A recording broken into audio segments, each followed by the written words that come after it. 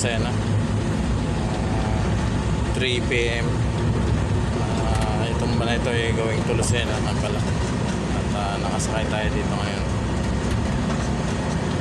At papunta tayong Marinduque. At sasakay tayo ng barko. Kaya Lucena ang ating punta.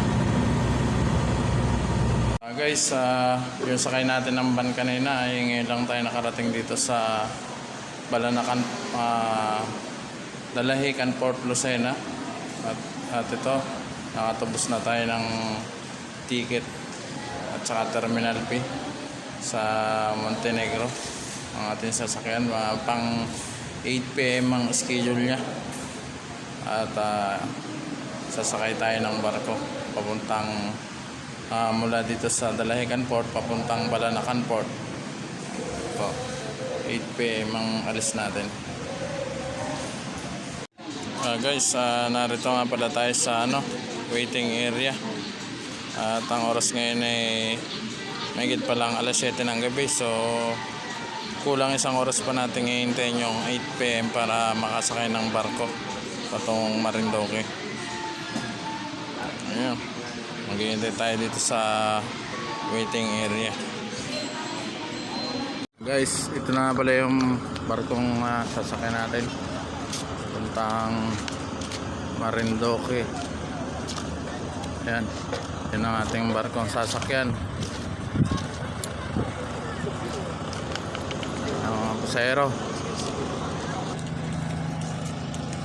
Ayan guys, papasok na tayo ng barko. Ayan, nagpapasakay na.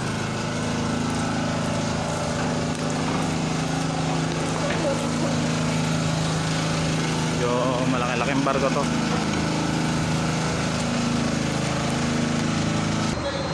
Ayan, nakakit na tayo ng hagdan. At sa second floor tayo. Ayan, second floor tayo, akit.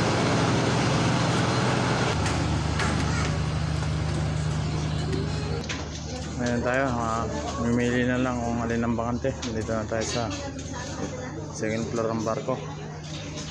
Ayan, marami pang bakante. Ayan guys, malapit na ang dumuong ang barko dito sa Balanacan Port. Ayan guys, salamat. Dumaong din sa loob ng 3 oras.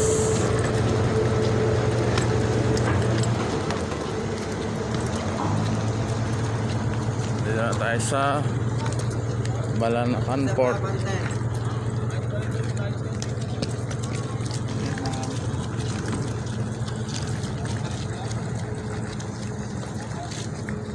Ayan, sasakay ulit tayo ng van papuntang Santa Cruz mga guys.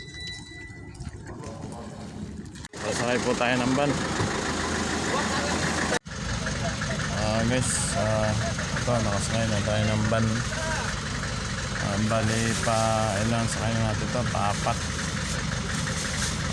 Una ito sa galing Pidak, tapos Pidak Lucena, tapos tricycle papuntang Pierre Balanak, Dalahican, tapos nagbarko, tapos van na naman papuntang Santa Cruz.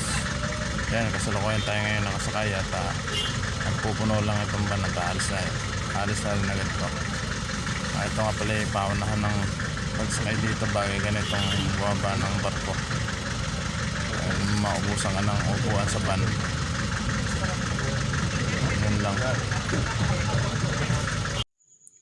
Hello guys, ito nakarating na tayo sa aming tahanan dito sa Marinduque, dito sa Santa Cruz. Ito, at halos ay 10 oras ang ating naging biyahe. Ayun. At ito, matiwasay tayo nakarating sa from Pidak General Quezon to Santa Cruz, Marinduque. At yun guys, Salamat sa Diyos at nakarating na tayo ng maayos. Yun lamang at bye-bye.